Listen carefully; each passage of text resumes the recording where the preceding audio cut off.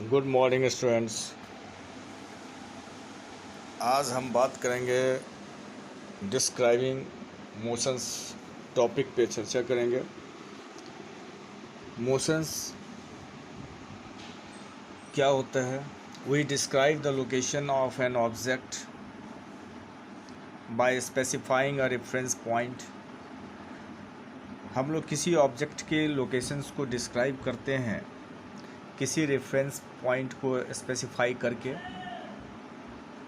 Let us understand this by an example. इसको एक example से समझें।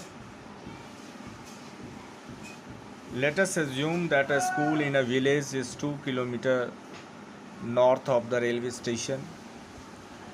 आप ये कल्पना करें, एज्यूम करें कि स्कूल जो है गांव में ये 2 किलोमीटर नॉर्थ है रेलवे स्टेशन से। We have specified the position of the school with respect to the railway station. हम लोग ने स्पेसिफाई किया स्कूल के पोजीशंस को with respect to the railway station, यानी रेलवे स्टेशन के रिस्पेक्ट में। In this example the railway station is the reference point. और इस एग्जाम्पल में रेलवे स्टेशन क्या हो गया? Reference point. We could have also chosen other reference point according to our convenience. हम लोग कोई भी रेफरेंस पॉइंट चुन सकते हैं अपने कन्वीनियंस के आधार पे, सुविधा के according. Therefore to describe the position of an object, इस प्रकार जो है किसी भी ऑब्जेक्ट के पोजीशंस को डिस्क्राइब करें, we need to specify a reference point called the origin. और इसके लिए एक रेफरेंस पॉइंट की आवश्यकता होती है जिसे हम ओरिजिन कहते हैं।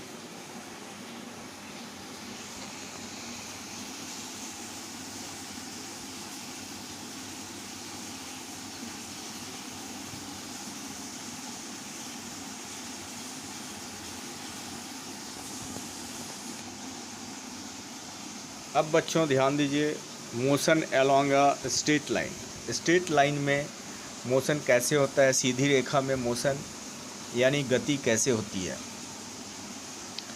The simplest type of motion is the motion along straight line. Motion का जो सिंपलेस्ट टाइप है वह स्ट्रेट लाइन पे माना गया है।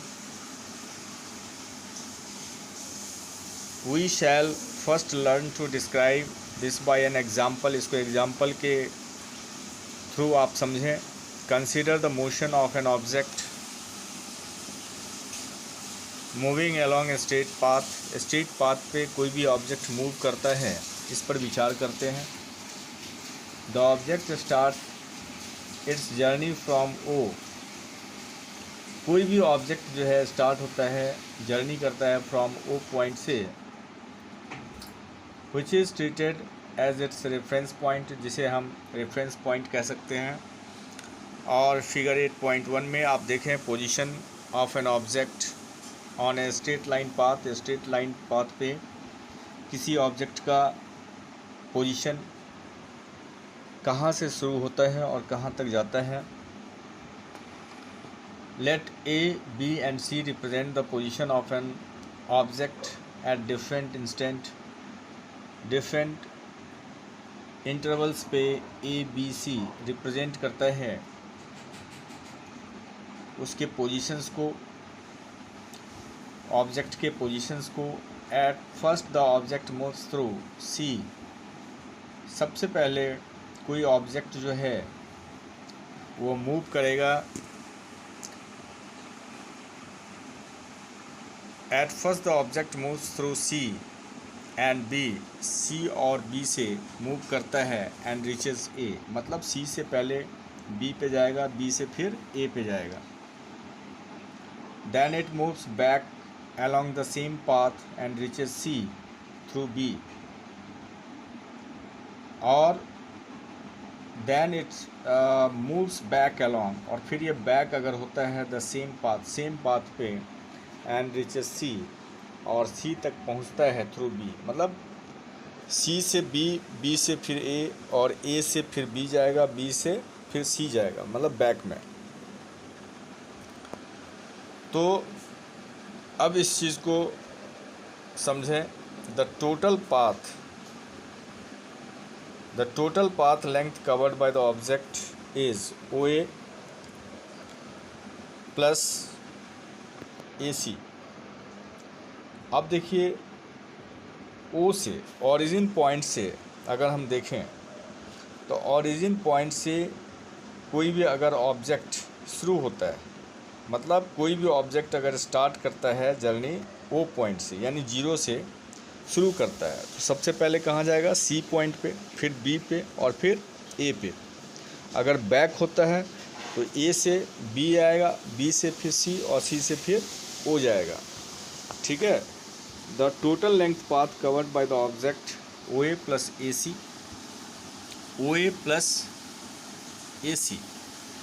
अगर मान लीजिए total path length covered by the object, यानी ओ से ए तक गया और बैक हुआ आपको सी तक, ठीक है, सी तक ही, ओ तक नहीं गया, तब कितना हो जाएगा? अब देखिए, ओ से स्टार्ट हो रहा है यानी जीरो से 60 तक, तो 60 हो जाएगा, 60 किलोमीटर ओ ए का डिस्टेंस है 60 किलोमीटर। ए सी क्या है? 60 माइनस 25 अगर माइनस करते हैं तो कितना हो जाएगा? 35। तो 35 किलोमीटर यानी 95 किलोमीटर वो डिस्टेंस कवर करता है। This is the distance covered by the object. To describe distance we need to specify only the numerical value and not the direction of the motion. ये न्यूमेरिकल वैल्यू के लिए है, ये motions के direction को नहीं दिखा रहा है।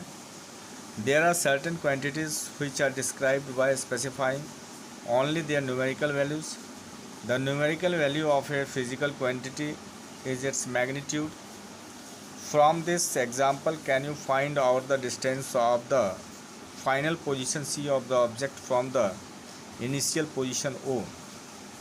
क्या आप डिस्टेंस निकाल सकते हैं? अगर O से जो है A तक जाता है और फिर बैक होता है A से C, यानी इनिशियल पॉइंट O है और फिर ए तक पहुंचता है, फाइनल पॉइंट जो है सी है, यानी बैकिंग कंडीशन में। तो बच्चों इस बात को ध्यान दें।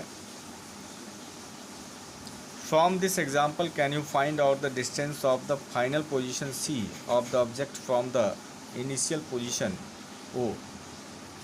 अगर हम बोलें ओ से इनिशियल पॉइंट ओ है और फाइनल पॉइंट सी है जाते हुए क्रम में, तो डिस्टेंस कितना हो गया? फाइनल में से इनिशियल पॉइंट को माइनस कर दो, 25 माइनस 0 यानी 25 किलोमीटर।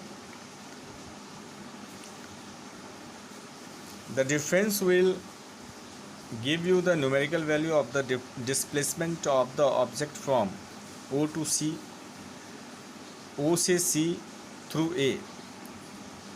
ओ से सी जा रहा है, ओ से सी यानी थ्रू ए, मतलब ए तक पहुंच के फिर वापस लौटता है।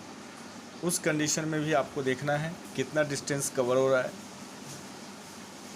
तो इसमें दो चीज़ आती है, एक डिस्टेंस और एक displacement. The shortest distance measured from the initial to the final position of an object is known as the displacement. जो लॉन्गेस्ट डिस्टेंस होता है वो डिस्टेंस कहलाएगा, डिस्टेंस मेन डिस्टेंस। और जो डिस्प्लेसमेंट होता है शॉर्टेस्ट डिस्टेंस जो है मेजर किया जाता है।